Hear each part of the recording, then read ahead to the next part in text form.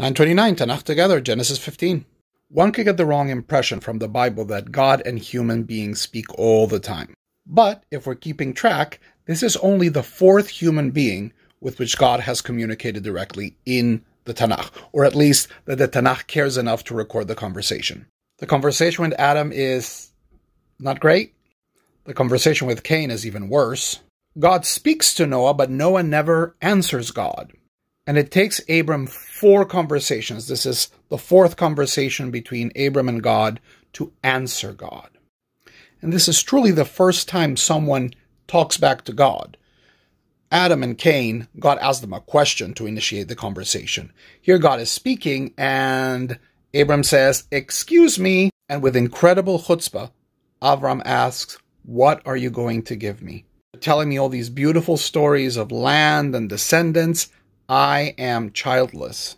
Not only that, since God doesn't answer him, Abram speaks further. In verse 3, we have to introduce Vayomer Avram. God is not answering. So no, really, tell me, how are you going to give me these things? And that is when God takes him outside and says, look up, count the stars if you can. But Abram is not convinced. The next day, because looking up and seeing stars, you have to be at night. And then at dusk of the next day, he asks, how am I going to know that I am going to get this from you? And we have this weird ritual of Brit Bein HaBeitarim in which animals, not on an altar, this is interesting, there's no altar, and they're divided in 2, and then Abram falls asleep, and there's smoke, this very intense vision. And in this vision, God has bad news. Those offspring that you want to have, they're going to be slaves. But 400 years later, they're going to come back to the land. And in the night, when the dark settles and the fire goes between the pieces, the deal is sealed. Abram is made by many into this paladin, this knight of blind faith, when here he's saying, I want to believe you, but I want to see how this is possible. I want to see what assurances you can give me that this promise is going to work.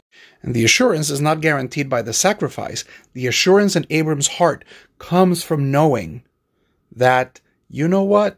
The future is not going to be all great. There's going to be bumps. There's going to be suffering in the road. But after that, the promise will be delivered. Things in this world that are worth living and fighting for are hard. And once God reveals to Abram, it's going to be hard, then he can believe.